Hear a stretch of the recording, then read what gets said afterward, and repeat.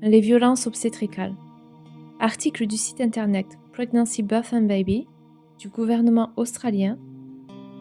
Avertissement, cet article contient des informations sur certaines causes de traumatisme à la naissance.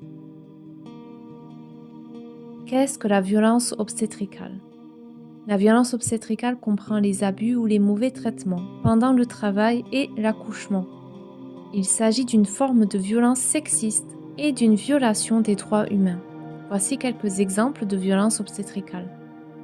Ne pas se voir proposer toutes les options de soins disponibles. Ne pas avoir été sollicité pour un consentement éclairé. Utilisation d'un langage qui vous pousse à faire certains choix. Les violences obstétricales peuvent entraîner des traumatismes à la naissance. Ces termes sont parfois utilisés pour désigner la même chose. La violence obstétricale peut parfois résulter de problèmes systémiques comme un manque de formation tenant compte des traumatismes. Une étude australienne a révélé que plus d'une personne sur 10 a subi une forme de violence obstétricale lors de l'accouchement. Une personne sur 3 a déclaré avoir vécu un accouchement traumatisant.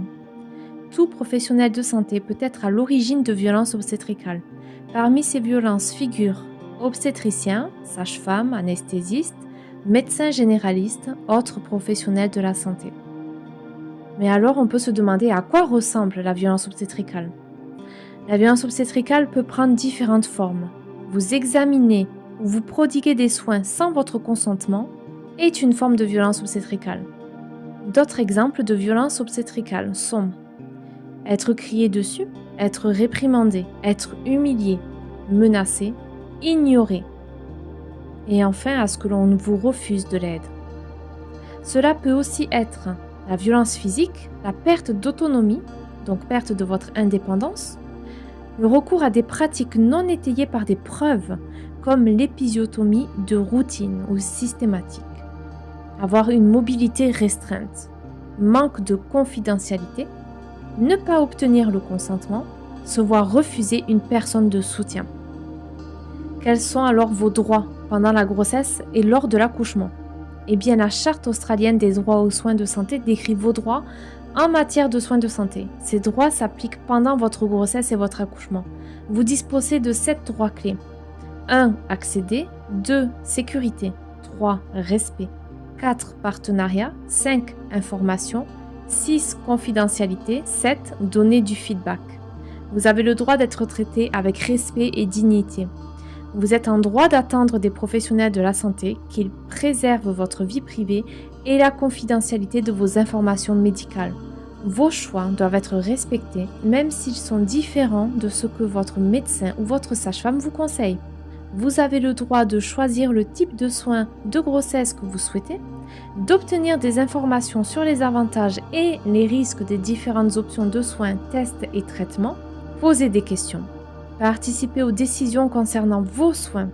Donner ou retirer votre consentement pour tout type de soins qui vous sont proposés. Avoir une personne de soutien avec vous. Vous avez droit à des soins de grossesse qui respectent votre culture, vos valeurs, vos croyances et vos préférences. Quelles mesures de protection sont en place pour prévenir la violence obstétricale? Il existe des directives médicales et obstétricales qui protègent vos droits pendant la grossesse et l'accouchement. Ces directives établissent la norme en matière de soins prénatals en Australie. Ces lignes directrices soutiennent la formation des professionnels de la santé à communiquer de manière sensible avec vous et votre famille et enfin les uns avec les autres.